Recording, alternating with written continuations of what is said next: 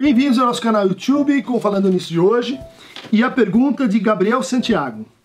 Gostaria de indagar sobre a questão que acompanha há muito tempo, a hipnose. Como terapia sugestiva ainda é objeto de estudo e prática atualmente, a despeito da maior parte das correntes psicoterapêuticas estarem em consenso ao verem-na como uma técnica rudimentar de indução. O paciente no processo é eclipsado pela autoridade do terapeuta, que assume a posição de mando e desmando com o objetivo de coagir e subverter os sintomas, exercendo uma intervenção mecânica que muito se assemelha às abordagens das terapias cognitivo-comportamentais. Vista como escape mais pragmático a certos mal-estares, a hipnose não abre muito espaço para a elaboração de uma narrativa do próprio sujeito. Não há lá muito protagonismo, já que o próprio processo visa muito o ato, fazer do paciente a todo momento submetido ao que quer o terapeuta. Proposta tentadora que promete uma cura mais rápida e que respeita a demanda por melhora urgente no horizonte neoliberal, diz a propaganda. Afinal, hipnose ou psicanálise? É uma pergunta que passa por muitos assuntos, né? E começa com um tema de fato presente na origem da psicanálise. A psicanálise ela começa com um fracasso. Com o fracasso reconhecido pelo próprio Freud com a técnica da hipnose. Motivado por diferentes causas, né? Primeiro, o Freud via que o hipnotismo ele gerava uma cura, ele era capaz de produzir, a partir de ordens diretas, a suspensão de sintomas. Então, por exemplo, um caso de cura pela hipnose, descrito nas obras completas do Freud, em que uma mãe não consegue amamentar seu filho, e ela quer amamentar o filho e não consegue. Então Freud vai lá, hipnotiza, e ela rapidamente começa a amamentação. Daí ela tem um segundo filho, e o mesmo problema volta. O Freud vai, hipnotiza uma vez e não dá certo. Ele tem que hipnotizar uma segunda, e uma terceira, e daí ela finalmente consegue voltar a amamentar seu filho. Na terceira gravidez a coisa não funciona mais. Então o que a gente vê aí é que a hipnose ela vai decrescendo o seu poder terapêutico. Que a hipnose depende, entender, do Freud, da autoridade daquele que é o hipnotizador e de certas propriedades da consciência do hipnotizado, né? Se ele é mais apto ou menos apto a receber essa indução hipnótica. Isso traria, vamos dizer assim, uma limitação, né? Porque muitos pacientes ficariam fora desse âmbito terapêutico. E o terceiro motivo mais importante, levantado pelo Freud, é que ele era um péssimo hipnotizador. E que é difícil você, assim, se você não nasce com certas habilidades, você se tornar um hipnotizador.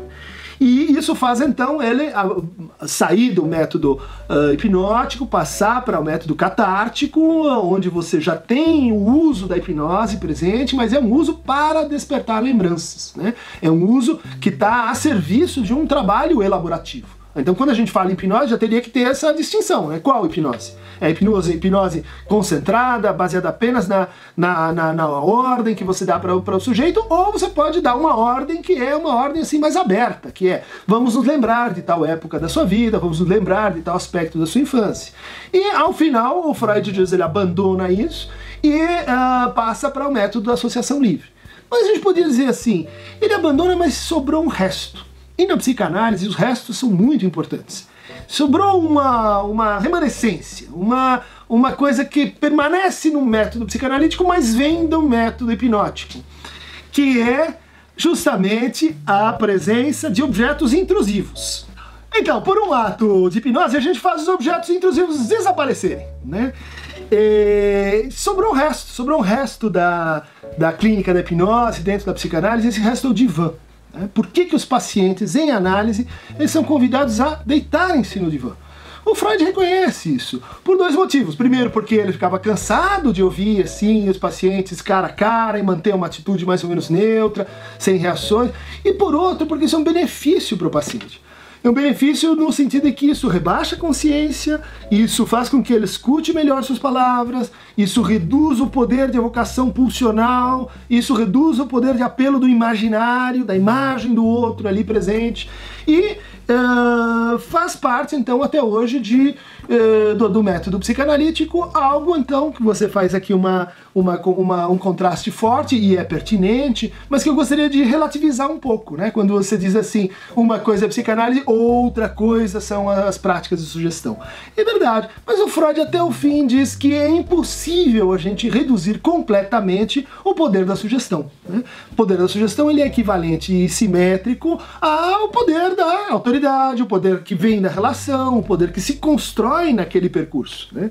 Então não é tão simples assim a gente dizer por decreto que não vai ter sugestão, de que a sugestão não acontece, porque esse é um enigma que fica até para o próprio Freud. No seu texto de maturidade, Psicologia das Massas e Análise do Eu, ele se pergunta: eu deixei a hipnose para lá, mas eu nunca consegui explicar realmente como ela funciona. Para o Lacan, há uma pequena teoria sobre isso. Ele diz: o hipnotismo funciona quando existe uma sobreposição entre o significante mestre, vamos pensar lá, aquele que faz ponto de basteamento, que faz função de autoridade, e o objeto A, né? Então é por isso que o hipnotizador, ele diz: olhe bem nos meus olhos, acompanhe este som, preste atenção nas batidas do relógio, ou seja, tem um elemento assim sensível, né? Mas mais ou menos difuso, repetitivo, que se associa com palavras, né? Com ditos, com aquele com quem você está falando. É interessante você colocar essa pergunta, porque de fato o Freud nunca discutiu no sentido de desautorizar os efeitos terapêuticos da hipnose, né? Então, até hoje, ela é usada, por exemplo, por dentistas, em cirurgias, em práticas de medicina holística, para que você consiga diminuir, por exemplo, a analgesia, né? A dor de um paciente que não pode ser anestesiado por outros meios. Então, é uma técnica muito interessante. Há um grande psicanalista, né, François Rostand, vivo até hoje, foi um dos primeiros alunos de Jacques Lacan e que se dedicou no final da sua vida à prática do hipnotismo. Um estudo muito interessante sobre esse entranhamento entre hipnotismo e psicanálise, hipnotismo e práticas terapêuticas, né? Porque a gente está, na tua pergunta, você tomou uma distinção, né? Hipnotismo de um lado, psicanálise do outro. Mas existem posições assim intermediárias, educativas, como você coloca, mais ou menos sugestivas, né? Com uso controlado de sugestão, ou com uso massivo de sugestão, com rebaixamento da consciência, sem rebaixamento da consciência, com técnicas corporais, sem técnicas corporais, enfim, todo esse espectro, né, de disciplinas entre os dois polos, entre o polo do hipnotismo puro e o polo da psicanálise. Um autor que fez um estudo sobre esse entranhamento, né, dois autores, são o Léon Chertok e Isabelle Stengers. Isabelle Stengers é uma grande epistemóloga, teórica da ciência, né, que escreveu O Coração e a Razão, a Hipnose, de Lavoisier a Lacan, justamente reconstruindo que os primeiros passos da psicanálise ligados a Anton Mesmer, esse grande hipnotizador, que foi investigado pela Real Academia Francesa de Ciências, foi investigado pelo Lavoisier, pelo Jussier, pelo Benjamin Franklin, por cientistas, vamos dizer assim, indubitáveis, e que chegaram a uma conclusão de que a teoria que ele tinha, a teoria do magnetismo animal, né, da influência, né, por uma espécie de energia de um corpo a outro, não era pertinente. Mas, ao mesmo tempo, todos eles reconheceram a eficácia do método terapêutico, né? De que, usando as palavras daquela forma, certos sintomas realmente desapareciam. Como explicar isso? Lévi-Strauss vai falar na eficácia simbólica, Lacan vai falar no poder de reversibilidade que as palavras têm. Há toda uma discussão sobre, então, como é que essas coisas se alinham na produção de efeitos terapêuticos, né? Que vão do significante mestre, do S1, à sua injunção com o objeto A, o objeto causa de desejo. Para se inscrever no nosso canal, basta clicar aqui no Aqueronta Movebo e venha para o nosso Falando Nisso.